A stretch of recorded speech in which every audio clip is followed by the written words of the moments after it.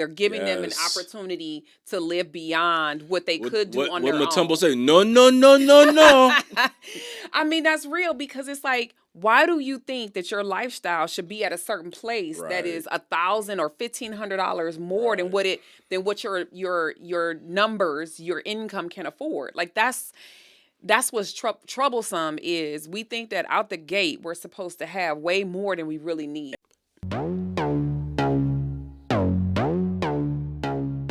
Welcome. This is For Better and Worth, The podcast where we don't believe you have to sacrifice your relationship while you grow and build your net worth. We are your hosts. I'm Chris. And I'm Ericka Young, and we're so glad you're joining us today. All right, y'all, let's get into it. Hey, babe. How are you? I'm doing good.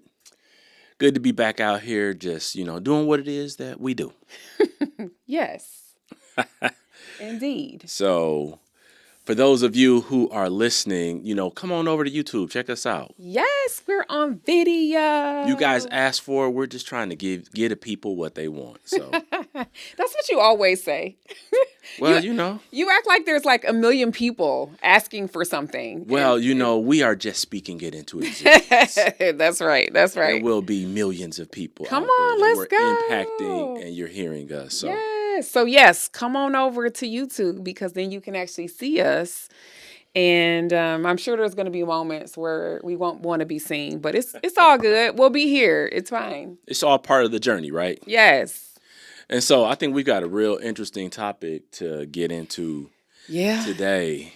And, I think it's going to spur some of your some vitriol within each of us. I really hope not, but possibly. I mean, honestly, I've been wanting to talk about this for a while now, and this is our opportunity. So I'm real curious on the response that we're going to get. Look, I know when I was thinking about it, I was like, okay, yeah, I can have fun with this.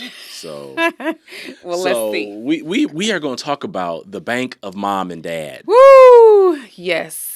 How your kids, your adult children, are still living off of their parents, or they haven't completely flown the coop or left the nest. Yes, but they're gainfully employed and potentially living on their own and could, take care of themselves. But isn't that something that they got jobs, right? But they're still getting money from their parents or some type of assistance, and it's bothersome to me. I mean, look, well, let me say, my baby, if you out there listening, I'm not talking about you, but because we do have a grown child who is in fact gainfully employed, taking care of her household, working, and all of that. So that's awesome. But I do think that there's a lot of folks out there who are dealing with being a bank to their children. Yeah. And so we're gonna get into it. So, when you think about like cultural things, some of these may be cultural for some people and they may follow it, but you think about the bank of mom and dad, what is it that initially comes to mind for you? Well, I think that a lot of people feel that they're obligated, their family ties, they feel like they're obligated. And I honestly think that a lot of parents assume their children will take care of them. So I think that the reverse, that assumption is always made that, you'll take care of your parents when they need you. And to some degree, yes, like that would be great. But if my kid is working, I don't want to have to take care of them. But and I do think certain, cultures might tend to do it more often, but by and large, it doesn't even matter how much money you make. It doesn't even matter if the parents are, well making off or well-to-do, or if they're making the same amount that their children are making. They're still asking. They're still asking. They're still in your pocket. Exactly. Yeah, I've always felt like, as an adult, I really didn't want to go to my parents and ask them for money. And I know when we first got married, you had a job, I had a professional job, and we moved away from our family. And so we made the decision that we were just going to figure it out. Yeah. We weren't going to call anybody. We weren't going to ask for for support. We were just like, okay, we're in this to win it, and we're just gonna try and make it work. And so culturally, I even felt like our parents weren't in a position That's right. to offer aid. So if I was calling them to ask for money, they would have been like, "Look, man, you on your own. You gotta figure it out." you gotta figure that junk out. And I feel that same way. I didn't want to be a burden to my parents. I didn't want them to feel like I was gonna come calling them when stuff got hard, because stuff got hard. I mean, we've experienced job loss, and we had a lot of debt, and there were moments when we had kids, like we couldn't figure out how to get our car repaired, and that stuff would have been moments where we would ask somebody for assistance, and we just kind of struggled through. That's the honest truth. But honestly, if I'm thinking about cultures, I'm thinking about literally non-US cultures where they are accustomed to living in community as a family, so the parents and the children and grandchildren, they all live in one residence. And that's a different type of thing when you're living in a community type of setting like that. But we're talking about, American families and the traditional structures that we're all probably accustomed to, where you either go to school, get out of high school, get a job, or you go to college and get a job, but still reaching back like, can I hold something, mom and dad? Can I get a little something? Well, and I think that the interesting thing is parents tend to see it as they don't want their kids to suffer and do without. And I think personally that, and because I went through it, like we didn't suffer a lot. Like I'm not even going to say that that's true, but we had our moments where we could have used we had some to say assistance. no to some things. We had to delay gratification. We had moments where we were just strapped, and it's like, don't spend no money for 2 weeks because we don't have it, right? Like, so we learned how to restrict ourselves in order to not go further into a hole. And we did that in the beginning so that we didn't go asking somebody for $200 or whatever. And even to the point where I lost a family member. We lived in Arizona, and we had a family member who passed away in Michigan, and we didn't have the cash to get last-minute plane tickets. We simply did not. And so everybody know how much those last-minute plane tickets hit for. That was going to be a lot of money, and we didn't have enough money for two of us, let alone, one of us, let alone two. Period. So, but we did get a buddy pass from somebody at our church so that we could be there, and we paid $50 a piece for that, right? We got creative though. We got creative. And when you're pressed, when your back is to the wall, you figure it out. You figure that stuff out without burdening somebody else. That's what we did. And it worked out. And so, look, you know me, I'm big on pulling from the bank of experience. And so I think about when we first got married and we had our apartment, and we were talking about like buying a couch. Yeah. And we didn't go and say, hey, mom or dad, can you loan us this money so we could buy a couch? We had our aunt make us a couple pillows. We did. And we were sitting on the floor for some months until we could afford to buy the couch. Yes. And then we ordered the couch, and we had to wait for it anyway. Mm-hmm. And so I felt like it was those times and those moments that helped grow us up to learn how to delay gratification, be willing to get what you want, but work for it, and also be willing to wait if necessary, versus trying to just, go and follow that instant gratification. Sure, I didn't want to sit on the floor on a pillow. Here it is, we two college educated individuals, and we coming home to our apartment. It's like, well, here's, I was like fluffing the pillow up. It was a big pillow, but fluffing the pillow up, and then got to prop a little pillow to your back so you like get comfortable. I'm gonna just tell you, this is first world problem suffering. Okay, let's just be clear, right? Like we were in a lovely apartment in a beautiful place. We had a bed, we had running water, we had food. I know. And I'm with you because we sat on that floor and it wasn't comfortable. But we did have a table and chairs to eat. We did. At, We and did. and so it's interesting And because my mom had given us yes, that all of table that. and chairs, Yes, and all of the furniture we took from we your took house. the furniture that I had, and so we made it work. But the whole point is, we couldn't have called them because they ain't had the money. They, So that's it the wasn't thing. in the cards for us. Yeah. But I know there's a lot of kids out there that will call mom and dad, or mom and dad would pitch hit and say, "Oh nope, you can't be sitting on the floor. We got to get you right a couch or whatever," instead of saying, "Hey, you guys figure it out and you wait." And I think that, I mean, I'm not being facetious. Is that the word? I don't know. Anyway, you'll tell me if that's the word. Yeah, But well, use it in a sentence. I'm not being facetious, but I really think it did create some character. Like, I think that we learn from that. We learn how to build our muscle of taking care of ourselves. Yeah. And that's proper context. oh, thanks. You're good. Because you're the English major.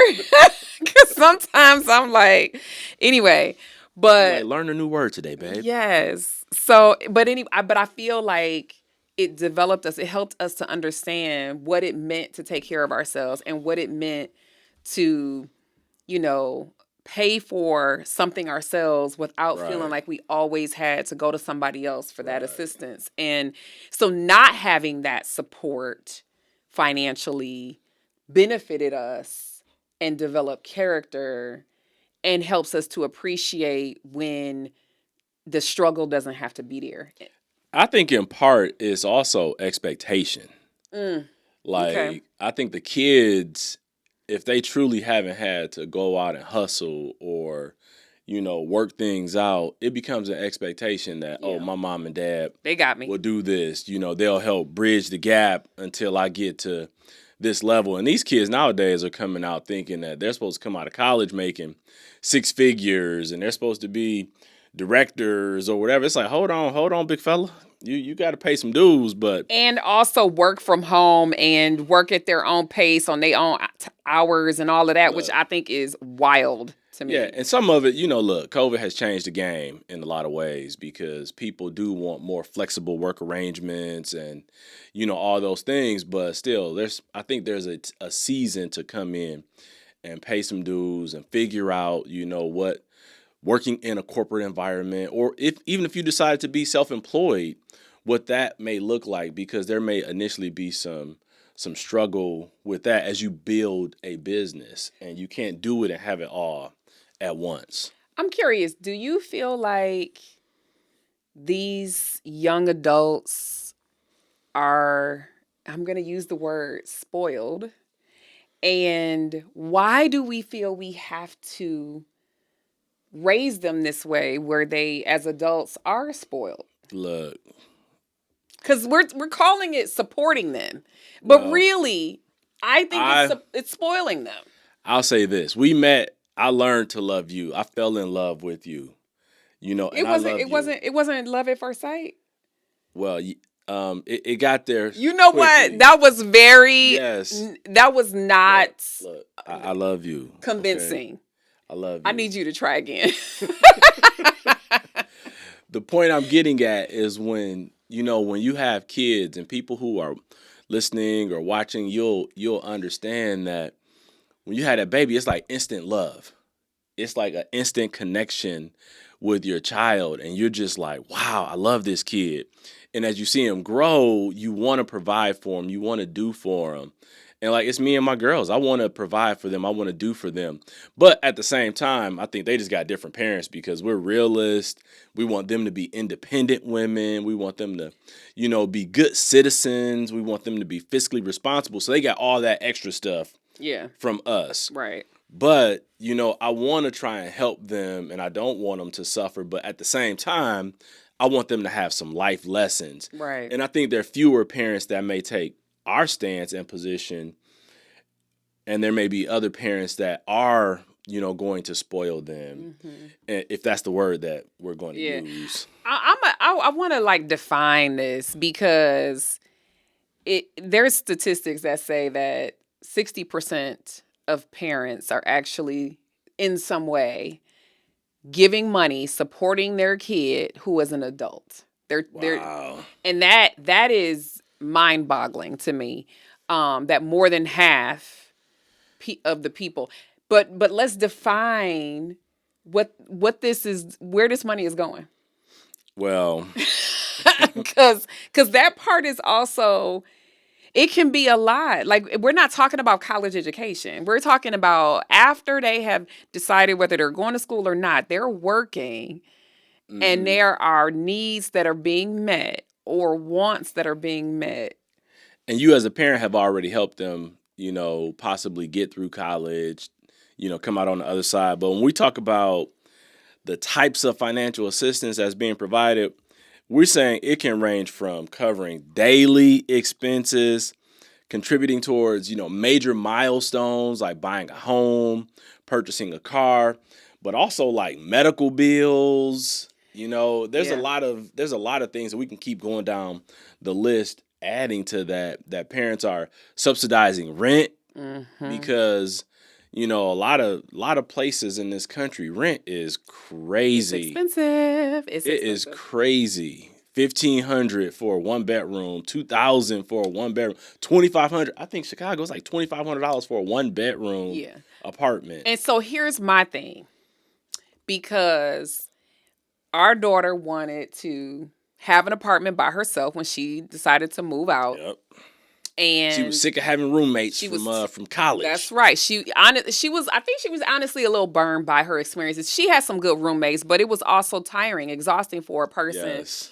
who is not an extrovert. She's not an extrovert. So For every two good roommates, you got one bad roommate. So, or funny acting, and she had roommates in COVID, which was challenging. yeah. So the other thing, like, I think that her wanting to have that autonomy, that freedom, that single, room apartment, it cost her, It comes at a because premium. I have multiple times said to her, if you had a roommate, you could save this amount of money. And she was like, She's I like, just don't want to. And she has a great group of friends. Yes. And so she does have a few that she could probably choose from. They could figure it out. Matter of fact, one of them, she lives walking distance away from her.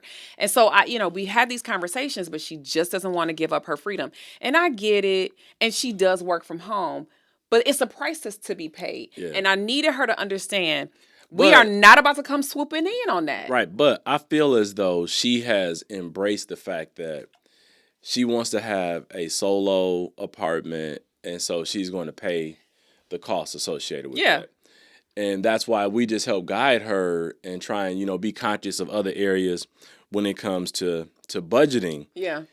Because I think let's talk about a little bit about how that sort of financial support, it really impacts not only the children but the parents, because I feel like it puts both the parents, it pushes them to their limit. Yeah. Oh, absolutely. Like if they have income and then they need to provide supplemental, $1,400-$1,500 a month to, a child, that pushes them to their limit. Absolutely. And I personally think it lets the child live beyond their means Yep. and beyond their limit, because if you have to subsidize something to that degree, more than likely you need to have your child scale back. Mm-hmm. Because if I've got to give you $1,000-$1,500 a month to make the ends meet, it's like, okay, you Something might is wrong here. you might need to get a second hustle, second job, or let's look at what you're spending money on, Right. because something needs to be scaled back. That's right. And I feel like when you think about the age range, right? So if we're talking adult children, these kids are at least 20 something years old. Mhm. So their parents are at least 40 something, could be 50 something years old. So they are mid-career or in the latter years of their career, needing to prepare for retirement. Right. That's the scary part to me, is that you're giving money to the next generation that should be going to your own personal future so you So can you're retire. sacrificing your future Could be. potentially for the present with your child. And they have more time. That's the whole thing, is they have more time to figure out their life. I think the real issue, one of the things you brought up that I think is really good, is that they're expanding lifestyle. They're giving them an Yes. opportunity to live beyond what they could do on what their Matumbo own. say? No, no, no, no, no. I mean, that's real, because it's like, why do you think that your lifestyle should be at a certain place that Right. is $1,000 or $1,500 more Right. than what your numbers, your income can afford? Like, that's what's troublesome, is we think that out the gate we're supposed to have way more than we really need. And I think personally, you're setting your child up for failure. Oh, come on. Because if you do that at the beginning, then they're going to have a continued expectation that they should be able to push and exceed their lifestyle beyond what they feasibly can afford. And the one thing that we did with our girls was we said, look, you know, you go to school, scholarships are a reward for your hard work. We're saving, we're making preparation to try and help, you know, pay for college, supplement college. And they went and they just hustled extremely hard. They were very smart students, and they both ended up getting full ride scholarships. But along the way, I told them, I said, look, if you get a full ride, I'll buy you a car when you graduate. Right. Because we had saved the money. right, and that's part of, like, you get a degree. First thing people come out and usually do is buy a car. And so now if we can get you through school for free with scholarships, and then you come out and we buy you a car, now you don't have college debt, you don't have auto debt, and you're in a position to start out in a much better situation than most people start out in. And that's really what we try to motivate our girls to do. And we're 1 for 1, and the second one got a full ride. So I'm going to say we're going to be 2 for 2. And that is the reason why our oldest can live on her own. Yep. Let's be clear. Because if she had a car payment and she had student loan debt, she would not be able to do it. She might have 2 roommates. Let's be real. Like, we got 3 bedrooms. For real. And you over there, you over there. Literally, she might not be able to get away from Right. the whole idea of having roommates. It'd And be so, like, I feel like college 2.0. right. Except you got to go to work every day. That sounds worse, don't it? But I feel that is why. And so we wanted to set them up for success. And I think about how we could have undermined the whole situation if we did all that and still took care of other parts of their life, their expenses. Like, she knew how much and honestly, here's the deal. This is the other cool thing is you can make a different choice. She had one apartment for 1 year. And then we looked at all the numbers and analyzed and strategized. We looked at a bunch of apartments too. Sure did. So year 2, she found something that was a little bit more economical so she can remain in a single bedroom apartment. So, and I think that was smart because she did the work. We didn't do the work.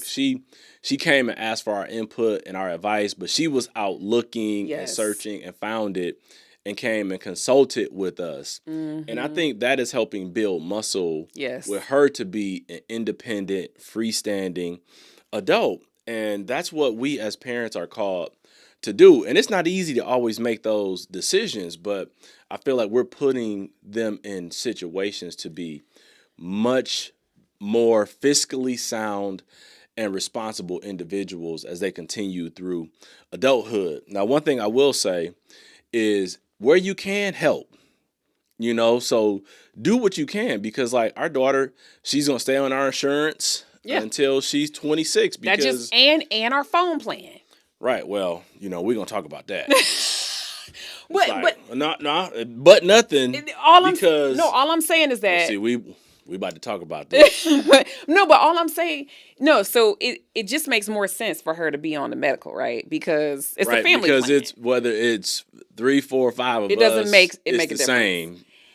As long as there's more than 2, the cost is the same. Yeah, and I don't want her to incur that cost unnecessarily right now. Right, but our phone plan, I mean, that's easy too. Frankly, she could pay us for the convenience of being on our plan because it's less expensive. We might want to talk about that one. I mean, that's an idea. I have had clients, that is what they do. Yeah. Because I guess there could be some some benefit to the multi-line for us and for It's her. only like $60. Yeah, I But mean, but it's hey, hey, look, somebody out there struggling with $60 a month. you're right. So, You're right. but the medical, I think that's the smart thing to do because she doesn't need to pay for that out of pocket. Now, when she calls me asking for my HSA card, I'm like, hold on. Yeah. Hold on, we need to talk about this. What are you out here doing? That Because is that's my HSA. Listen, this is transparency because we do pay for when she goes to the doctor or has her checkups or whatever. When there is an out of pocket cost, we have continued to foot that bill. So we have still taken on her medical, even though it's not like thousands of dollars or anything like that. But this particular bank of mom and dad comes with 20 questions. So if you come asking, I'm like, okay, well, have a seat here in my office. Let's talk about this. So child number one. And you know what? She comes with her tail between her legs too. Because the other day she said, I'm so sorry. I don't know how much this is gonna cost, but she needs an allergy test. And she's like feeling some kind of way about it. And I'm like, girl, you're fine. I was It's like, hold fine." on. You better get the one that is this. So, but we're doing what we can to help her, and I think that's important for parents to do. But I think we're talking about things that extend beyond Sure. just keeping them on your medical insurance or helping to supplement something once in a while. This is like recurring. So, what do you think causes this to occur in families? Like, why would this dynamic persist at levels that they're actually saying on average it's like $1,400 a month that parents are expending? So where do you think that comes from? I think it comes from a few places because I just talked to someone the other day and he said he went to business school, he graduated from business school, finance degree, and he didn't know anything about finances. Yeah. He said all the stuff like with investing and retirement and the different things, he knew none of it. And it takes some time and some I know, but it's crazy to think get that into you it. go through college, and he went to a very good business school, came out with a finance degree, and still had a gap with his education level because he was still financially ignorant in some ways. And he went to college. So let's talk about people who didn't go to college or they had parents who didn't have the knowledge base. Like our parents, they figured it out. They made ends meet, but we had to go and learn. Like we had to talk to accountants. We had to talk to lawyers. We had to talk to financial planners. We talked to the companies that managed our 401ks when they came and did seminars. We went to those because we wanted to increase our knowledge base. And I personally think what happens is they're coming from a place where there's a gap for the parents and there's a gap for the children because the parent can't teach the child something that they don't know. That's true. And that's I think that's hard. I think a lot of parents are also intimidated by that. And I think it makes them feel a certain kind of way when they don't have the knowledge base to give. And so they struggle through. They're on struggle bus. Yeah. Like, all right, well, So they're like, well, we're gonna foot this bill. Right, because and they don't decide to learn to do something different and then to then give something different. And I think our education system can fail us a lot of the times, not just in high school or even, junior high or middle school, but at the collegiate level, I got an engineering degree with absolutely no understanding of what to do with the engineering salary. Mm-hmm. We had to, stumble forward constantly. We read books, we went to conferences, we listened to the radio. I mean, we just did everything because we were interested. Yeah. But a lot of people may not have that interest. And this is a critical part of life. And so if our education system doesn't do the job, then you have no choice but to teach your kids at some point in their life how to make ends meet and what it takes to actually do this. So I would say to anyone who's listening out there or watching now, I would say you've got to get your bases covered. Like you've got to get your financial IQ elevated. So Mm-hmm. as parents, we can put our children in positions to have success. And what that looks like is getting an understanding of what, just a budget looks like, and, getting accustomed to telling them no, so they understand that everything isn't going to always be a yes. Helping children and, parents ourselves learn that delayed gratification, because all of those things are building that muscle. Mm-hmm. And as you build that muscle, you just become stronger and stronger. And then you start to count the cost of things that you're doing and get your kids to count the cost. And I feel like that's where we've been very fortunate with our oldest, is she's learning to count the cost. Like before she goes and decides to do something, she's like, okay, well, let me look at what my bank account, how's my checking looking right now? And then she will make a decision to do something.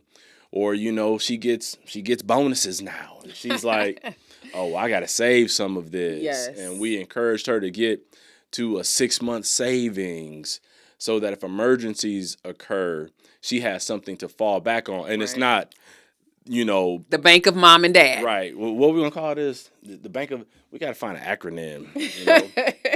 Oh, You wait. know. BMD. Yeah. Don't come back to the bank of mom and dad. Right, When right. you out here living all willy nilly. Well, and that's the other thing is, yeah, when you see your child is able to go dine out all the time, or take themselves on some type of trip, or buy all these clothes, but you got to get them money when they don't have gas money. Come on now, that's a problem. That's just as bad when somebody owes you money and you see them show up with something new. You like, well, hold on now. Hold on. Don't you owe me $500? That part. I think we are doing ourselves a disservice, doing our children a disservice to not put up healthy boundaries. Yeah. And so what we did with our kids, that I'm so thankful for, it was uncomfortable. I'm not even gonna lie. As a parent, it was uncomfortable. But when they're in school and they got out of the dorm, we had them, because they did have scholarship dollars, they get it deposited. We made them pay their rents and Yes. utilities and buy Yes. their groceries instead of us. Look, if I can't call the school and find out about your grades, then I'm not paying your bills. Okay, the school is treating you like an adult. It's time to be an adult. Right. And a 19-year-old, a 20-year-old, a 22-year-old can handle Yeah. $1,000 per month in expenses, or whatever it is, right? It's a smaller amount of money than they will have when they graduate. Now hold on. Let's be honest. Some 18, 19-year-olds, they gonna need some help, some guidance. Absolutely. It was, and this is why I said it was a struggle. It wasn't super easy for me. It took a couple months of prodding and poking and planning and, with them, because I was the one primarily with them, looking at the budget, helping them to understand the logistics and what to look for, what to do, all those things, and setting things up. And it takes a lot of patience. Yeah. But it also is not something that's overnight either. And so that was pivotal in both of them learning how to manage what it is they needed to manage for the season in college.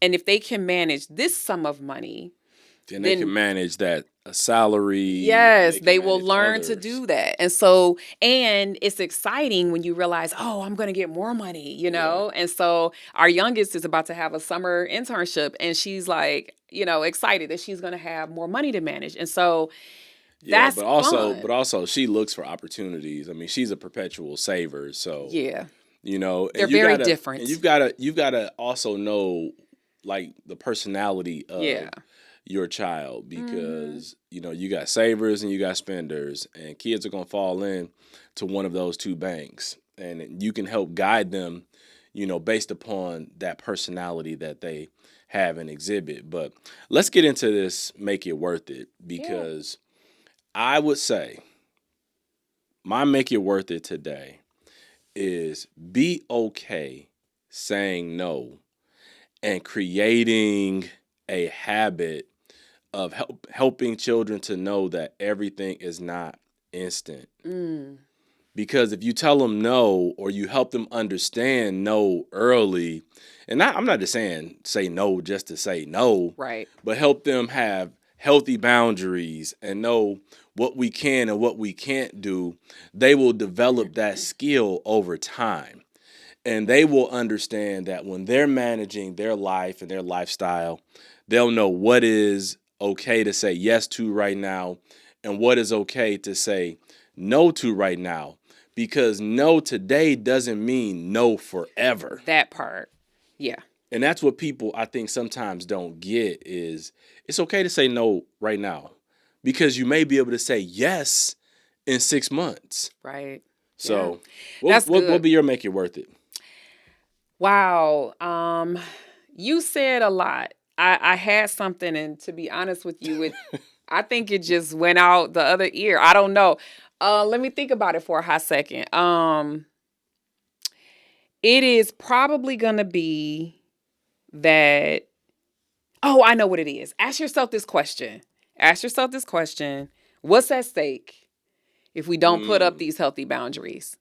So that's good. What's the cost to me? What am I risking as a parent, as the potential banker, right? Yes. And what's at stake for my child if I enable them in this way, right? And what will they be missing out on potentially? And so I would just say, ask yourself what's at stake. What are you risking if you do nothing? Because I think that's also motivating to look at the flip side of it. I think maybe it's the bank of mom and dad. We could be the bank of mom and dad because we scrutinize everything. Yeah, we do. And bankers have a high level of scrutiny. Yeah. But not everybody is the bank of mom and dad. Maybe just some of them are donors. The donors. That's true. So it's that's like true. you gotta think about that. Are you a banker or are you a donor? Right. So think about how the bank would treat you when you came right. in to get a loan or all the paperwork. I mean, you buy a house, I feel like I'm signing my life away. That's right. Signing like 100 pages of documents. That's a really good point because they actually want to assess risk. They want to know, are you going to be a person who's going to pay them back? Right. Bankers approach it differently. That's true. And I'm not saying, have your kid come and fill out 100-page document, but I think it should be something serious enough that it warrants. Like if there was just a major somehow catastrophe. I mean, honestly, I'm not gonna let my child out there if she loses her job, has gone through her savings, hasn't found another job now. That's circumstantial though. It is, right? And so, but it is catastrophic in her case, right? And so it's not just doing this to do it routinely. Right. To extend your lifestyle. Exactly. So you can do this. It's something different. That. So anyway, but I think that's good, babe. I enjoyed this. I thought this was fun. And I hope that everybody out there listening, I hope it was fun for you too. Yes. So until next time. We're out. Thank you for spending some of your time with us today. We appreciate all of your support. So be sure to subscribe, rate, and review us wherever you listen to this podcast. You can find us on Instagram at For Better and Worth. And sign up to receive our free guide, The 7 Reasons Your Money Relationship Isn't Working with Your Partner, on ForBetterAndWorth.com. Until next time, we're out of here.